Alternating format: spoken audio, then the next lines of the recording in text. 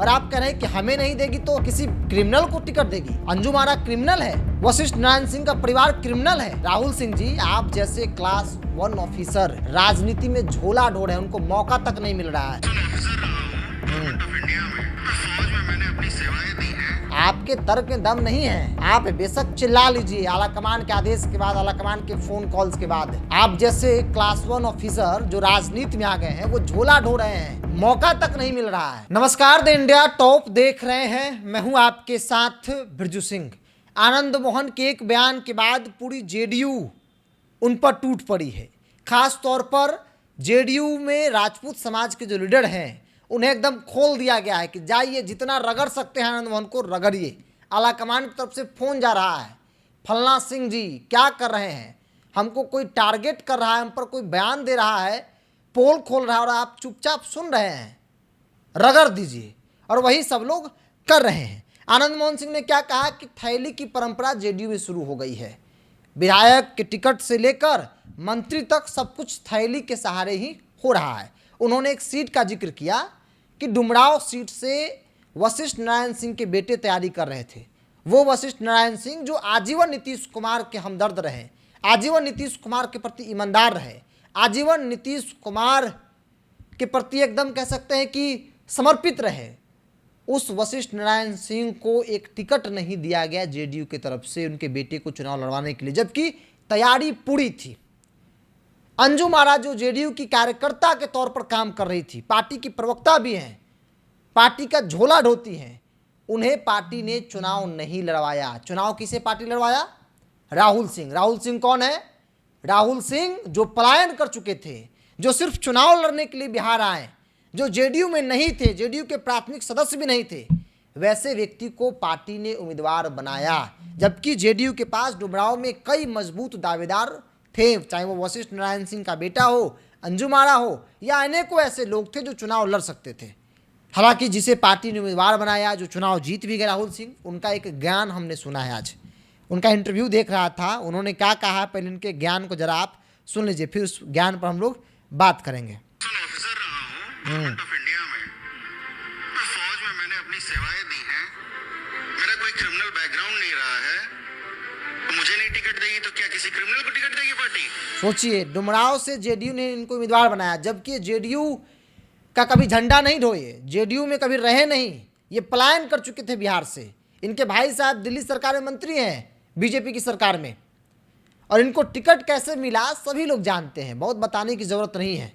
किस जुगाड़ तंत्र के जरिए ये डुमराव से एनडीए के उम्मीदवार बने, जेडीयू ने सिंबल दिया, सभी लोग जानते हैं। और ज्ञान क्या दे रहे हैं कि भाई हम क्लास 1 ऑफिसर रहे हैं, गवर्नमेंट ऑफ इंडिया में, फौज में सेवा दिया है, मेरा कोई क्रिमिनल बैकग्राउंड नहीं है। राहुल सिंह जी, आप जैसे क्लास 1 ऑफिसर राजनीति में झोला ढो रहे हैं, उनको मौका तक नहीं मिल रहा है। आपको मौका मिल गया, और मौका कैसे मिला सबको मालूम है। और आप कह रहे हैं कि हमें नहीं देगी तो किसी क्रिमिनल को टिकट देगी। अंजुम आरा क्रिमिनल है, वशिष्ठ नारायण सिंह का परिवार क्रिमिनल है, आप किन्हें कह रहे हैं कि क्रिमिनल को टिकट देगी? अरे आपको जुगाड़ तंत्र के जरिए मिला। और आप जो तर्क दे रहे हैं कितना हजार वोट से चुनाव जीते हैं, तो जिस उम्मीदवार, जिस दावेदार का 5,000 वोट का औकात नहीं था ना, वो 40-40 हजार वोट से चुनाव जीता है। जो 5 साल विधायक गाली सुना ना, वो 80-80 हजार वोट से चुनाव जीता है। इस चुनाव में वो अपने काबिलियत से चुनाव नहीं जीता है, वो चुनाव जीता है नरेंद्र मोदी के नाम पर, वो चुनाव जीता है नीतीश कुमार के नाम पर, वो चुनाव जीता है लालू यादव के नाम पर। आपके तर्क में दम नहीं है। आप बेशक चिल्ला लीजिए आला कमान के आदेश के बाद, आला कमान के फोन कॉल्स के बाद। आप जैसे क्लास 1 ऑफिसर जो राजनीति में आ गए हैं, वो झोला ढो रहे हैं, मौका तक नहीं मिल रहा है। और आप क्वालिटी की बात कर रहे हैं, और आप कह रहे हैं कि भाई हमें नहीं देगी तो किसी क्रिमिनल को देगी क्या? आप जैसे 1 लाख लोग लाइन में लगे रहते हैं टिकट के लिए, नहीं मिलता है। आज आपको मिल गया तो आप किसी को क्रिमिनल बता रहे हैं। अंजुम आरा कौन है जी? पार्टी के लिए दिन रात काम करती हैं। आप उनके एकदम नाखून के बराबर भी जेडीयू में आपका योगदान नहीं है। वशिष्ठ नारायण सिंह का परिवार, वशिष्ठ नारायण सिंह आजीवन नीतीश कुमार के साथ ईमानदारी पूर्वक रहे, आज भी हैं। उनके बेटे को टिकट नहीं मिला। और आपका ज्ञान आ रहा है कि हमें नहीं देगी तो किसी क्रिमिनल को टिकट देगी। खैर, आनंद मोहन सिंह ने एक ऐसा नस दबाया है, जेडीयू के जो आला कमान है वो पूरी तरीके से एकदम हिल चुके हैं अंदर से। उनको लग रहा है कि भाई अब तो पोल पट्टी मेरा खुल चुका है, अगर ये लोग काउंटर नहीं करेंगे तो फिर क्या होगा। और इसीलिए सभी नेताओं को फ़ोन जा रहा है, खासतौर पे जो राजपूत जाति के लोग हैं उनको फ़ोन जा रहा है कि आनंद मोहन सिंह को जवाब दीजिए, काउंटर कीजिए। पूरी फौज कूद गई है आनंद मोहन सिंह को निपटाने के लिए राजनीतिक तौर पर, लेकिन फिर भी आनंद मोहन सिंह के सवालों का जवाब जेडीयू के पास नहीं है, क्योंकि सवाल जो है उन सवालों में अपना एक तर्क है।